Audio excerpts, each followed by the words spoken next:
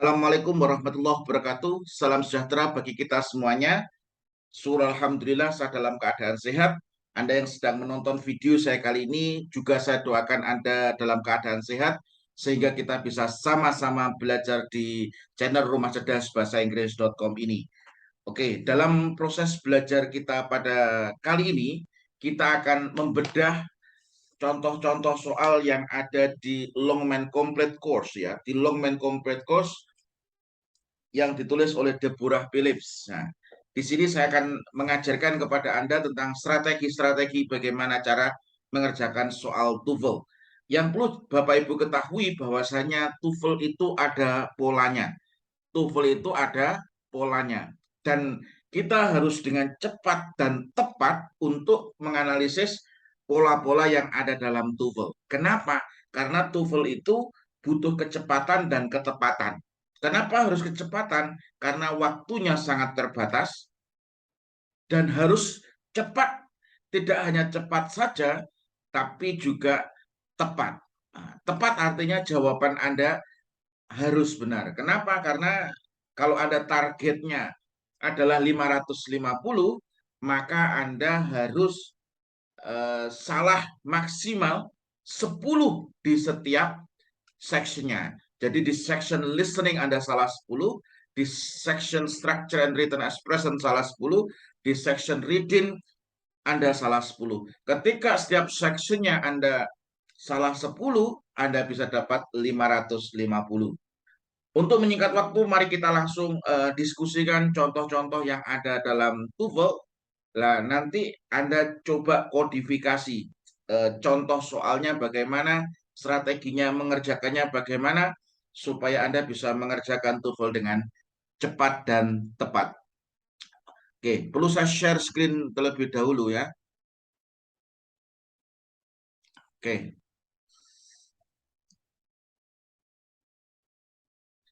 oke. Di sini saya akan mengupas tentang soal di structure and written expression. Nah, di sini saya harus nyalakan pulpennya dulu. Oke, sebelum Anda mengerjakan soal structure and written expression, Anda harus tahu terlebih dahulu yang pertama ini adalah Anda harus tahu mana subjeknya, mana verbnya, mana objeknya. Anda harus tahu ini dulu. Anda harus tahu, oh ini subjek, oh ini verb, ini adalah objek. Ketika Anda sudah tahu, langkah yang kedua yang Anda harus ketahui atau Anda harus kuasai adalah ini adalah tipe simple sentence, compound sentence, atau ini adalah tipe complex sentence. Oke, Anda harus tahu juga ini adalah tipe simple sentence, compound sentence, atau complex sentence. Karena ketika Anda sudah tahu, oh ini simple sentence, Anda akan lebih mudah untuk menganalisis. Kenapa? Karena kalau simple sentence ini hanya terdiri dari subjek, verb, objek. Kalau compound sentence, ya atau compound sentence berarti harus terdiri dari dua independent clause yang dihubungkan dengan conjunction. Yang ketiga, complex sentence berarti terdiri dari satu independent, satu dependent. Nah, seperti itu. Jadi yang pertama, Anda harus tahu, oh ini subjek, oh ini verb, ini adalah objek. Oh ini simple sentence, ini compound sentence, ini complex sentence. Anda harus tahu itu dulu. Oke. Kemudian Anda harus tahu ini cara dasar. Cara dasar Anda harus tahu ini. Oke. Yang ketiga, Anda harus tahu jika ada preposition plus noun itu jadi adverb. Jadi ya, kalau ada preposition plus noun itu jadi adverb. Dan ini tidak mungkin jadi subjek. Ini tidak mungkin jadi subjek. Kenapa? Karena di situ dia sebagai keterangan. Oke, untuk menyingkat waktu, mari kita langsung bahas soal nomor nomor 1. Nah, the North Pole, the North Pole ini di sini adalah subjeknya. Kenapa saya tahu ini adalah subjek? Karena di sini tidak ada prepositionnya. Tidak ada prepositionnya. Kalau ada prepositionnya, jadi nanti jadi adverb. Tapi karena nggak ada prepositionnya, berarti di sini sebagai subjek. Sudah ada subjeknya. Ini yang pertama ya, sudah ada subjeknya. Langkah kedua, Anda harus tahu ini simple sentence, compound sentence, atau complex sentence. Ternyata di sini tidak ada verb lagi di belakang. Di sini tidak ada verb lagi di belakang. Berarti di sini adalah masuk simple sentence. Sudah ada subjeknya, berarti di sini butuh verb. Kalau it has ini jelas salah. Kenapa? Karena di sini ada subjeknya, kok ada it-nya lagi. Oke, kemudian is having. Nah, is having ini kurang tepat.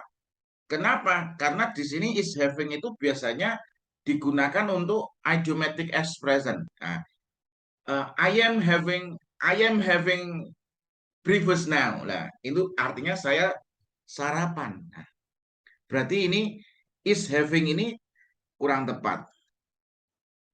Which is having ini juga salah. Kenapa salah? Ingat ini adalah simple sentence. Ini adalah simple sentence. Kalau which is having berarti di belakang harus ada verb-nya lagi.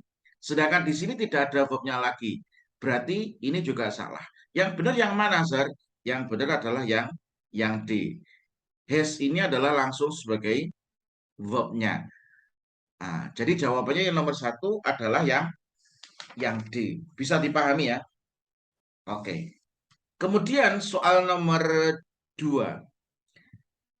The city of Beverly Hills. Nah, ini the city of Beverly Hills ini adalah subjeknya.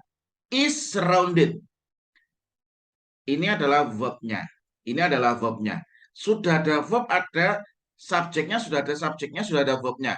Nah, di sini diikuti preposition, berarti harus diikuti noun. Diikuti dengan noun. Kenapa? Karena kalau preposition diikuti dengan noun, nanti itu jadinya adverb itu. Jadinya adverb. Atau di sini sebagai object of preposition. Object of preposition di situ ya. Kemudian di sini ternyata ada the lagi. Oke.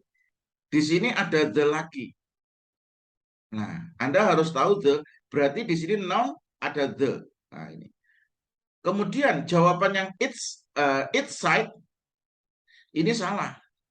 Kenapa? Karena di sini ada noun terus di sini ada the. Dan ini salah juga kenapa? Karena kalau yang jawaban yang B ini juga salah. Kenapa? Karena di sini ada subjek, ada verb. Dan di sini harusnya adalah phrase.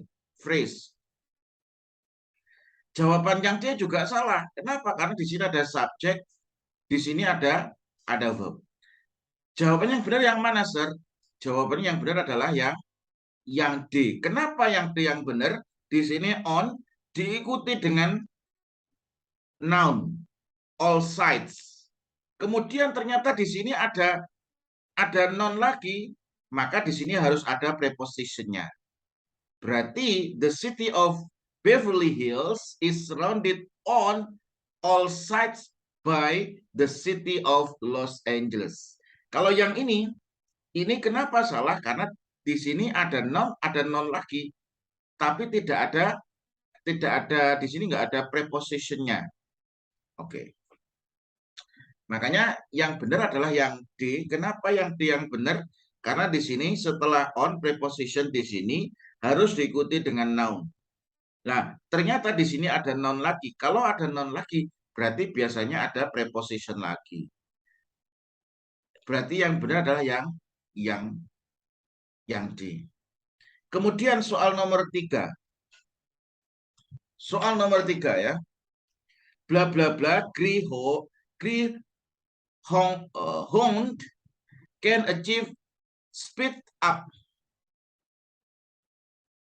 Can achieve speeds up to 36 miles per hours, per hour. Nah, di sini ada komanya. Jadi koma ini bukan tanpa maksudnya, bukan tanpa maksud.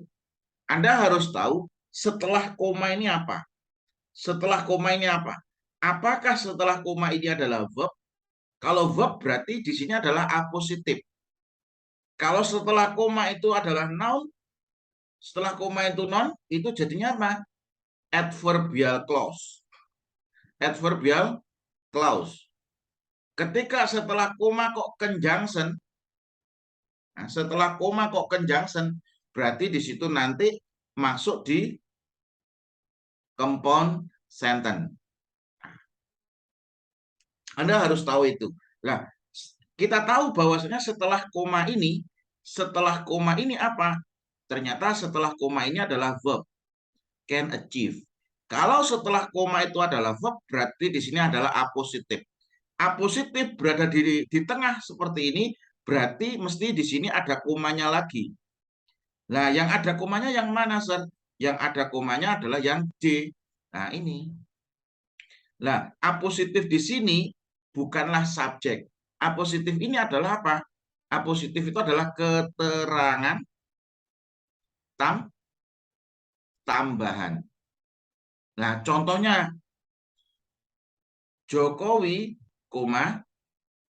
Presiden of Indonesia, nah di sini ada comes to Jogja, for example. Nah, Jokowi di sini sebagai subjek, Presiden of Indonesia di sini adalah ini subjeknya, apositif menjelaskan subjek, comes-nya adalah verb-nya, to Jogja adalah adverb. Nah, karena di sini setelah koma itu adalah apa? Setelah koma itu adalah verb, makanya di sini adalah bentuknya setelah koma adalah verb berarti apositif. Berarti kalau apositif berada di tengah harus ada 2 koma. Ini ada 2 koma. Dan kalau ada 2 koma berarti harus diawali dengan noun. Nah ini. Nah ini Jokowi nah subjeknya sebagai nounnya. Nah Presiden of Indonesia di sini apositif menjelaskan subjek. Oke. Kemudian soal nomor 4. Marmots spend their time foraging among meadow plants and flowers or bla bla bla on the rocky cliff. Nah, di sini ada preposition. Sorry, ini ada conjunction. Sorry, bukan preposition, ini conjunction. Conjunction. Di sini ada pure. Sorry, ini pure. Saya hapus dulu.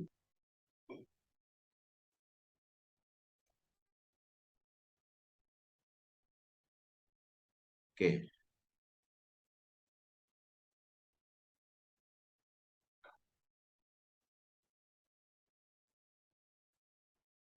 Nah, di sini ada or ini adalah apa?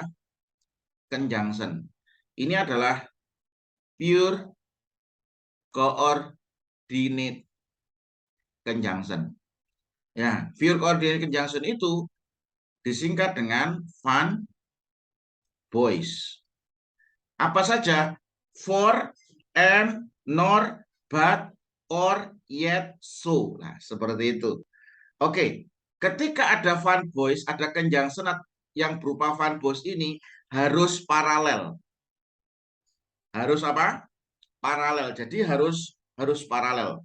Yang diparalelkan yang mana? Ini. Marmots di sini adalah sebagai subjeknya. Karena subjeknya adalah plural, maka spend-nya tanpa s. Their time, menghabiskan waktu mereka foraging among meadow plants and flower, or lah di sini berarti yang di apa paralelkan di sini adalah foraging lah. Foraging di sini adalah verb ing. Setelah or ini juga cari yang verb ing. Nah, berarti jawabannya adalah yang B. Oke. Bisa dipahami ya? Semoga bisa memahamkan Anda.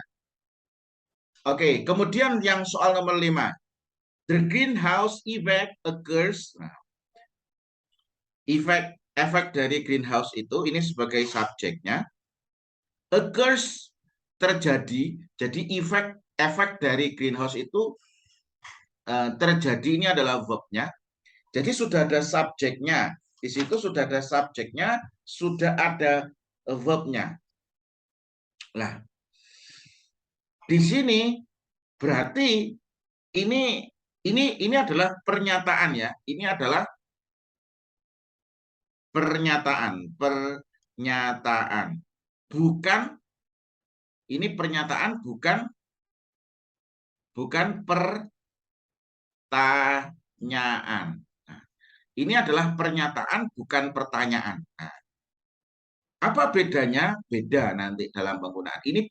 Ini pernyataan bukan pertanyaan. Nah, di sini kita tahu ketika sudah ada subjek, sudah ada verb. Nah, di sini kok ternyata pilihan gandanya ini kok diikuti dengan clause. Clause itu maksudnya apa? Pilihan gandanya di situ ada subjeknya, ada verb-nya. Ketika pilihan gandanya diikuti clause, ada subjeknya, ada verb-nya, maka di situ harus ada konektor subjek dan verb. Nah, jawaban yang A. Occurs when does the earth atmosphere trap? Ini salah. Kenapa? Karena ini adalah pertanyaan. Kenapa kok ngerti pertanyaan? Karena di sini ada question word, auxiliary, subject. Berarti ini adalah pertanyaan. Nah, when-nya di sini adalah question word, bukan konektor. Yang dibutuhkan di sini adalah konektor subjek dan verb.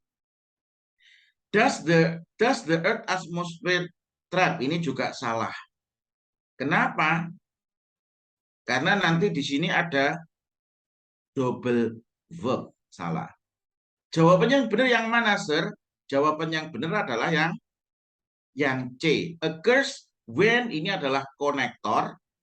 The earth atmosphere ini adalah subjeknya. Trap-nya adalah verb-nya. Nah, di sini ya. Jadi konektor, subjek, dan verb. When-nya di sini adalah sebagai konektor. The Earth's atmosphere di sini adalah subjek. Trap di sini adalah verb. Berarti jawabannya yang C. Kalau the Earth's atmosphere trap ini ada subjek, di sini ada verb, ini salah. Kenapa salah? Karena di sini butuhnya adalah konektor, subjek, dan verb. Karena apa? Karena di sini adalah clause. Yang berupa apa? Yang berupa anak kalimat. Oke, seperti itu ya. Oke, mungkin untuk video kali ini cukup sampai nomor 5. Nanti setelah ini kita akan lanjutkan di video selanjutnya. Bagi teman-teman yang masih bingung untuk mempelajari pola-pola yang ada dalam TOEFL ini, Anda bisa belajar dari buku-buku karya saya. Ini ada konsep belajar TOEFL dari nol yang mengajarkan TOEFL dari nol. Di sini sudah disertai dengan buku dan video pembelajaran, begitu juga dengan latihan pembahasan soalnya. Terus kemudian untuk listening, saya juga sudah menulis buku belajar listening TOEFL dari nol. Nah, ini Anda bisa pesan di admin Rumah Cerdas Bahasa Inggris. Nah, kalau masih bingung, Anda bisa belajar konsep belajar bahasa Inggris dari nol. Ini semuanya ada buku plus e-course ya. Yang membedakan buku-buku saya dengan buku-buku yang lain. Jadi buku-buku yang saya tulis itu sudah dilengkapi atau sudah dilengkapi dengan e-course atau video pembelajaran. Jadi cara belajarnya Anda bisa membuka buku, sama Anda bisa membuka e-course bersamaan. Jadi Anda buka buku plus Anda buka e-course, setelah itu Anda mengerjakan soal, setelah Anda mengerjakan soal, Anda langsung lihat pembahasannya. Semoga video-video saya bisa membantu Anda untuk bisa menguasai TOEFL, dan syukur alhamdulillah kemarin saya dikabari ada satu dari murid saya yang sudah lolos S3 di Malaysia. Semoga Anda yang sedang berjuang pada kali ini bisa lolos beasiswanya, bisa lanjut studinya, dan bisa semakin sukses di studi maupun di karir. Sekian kurang lebihnya, mohon maaf. Terima kasih.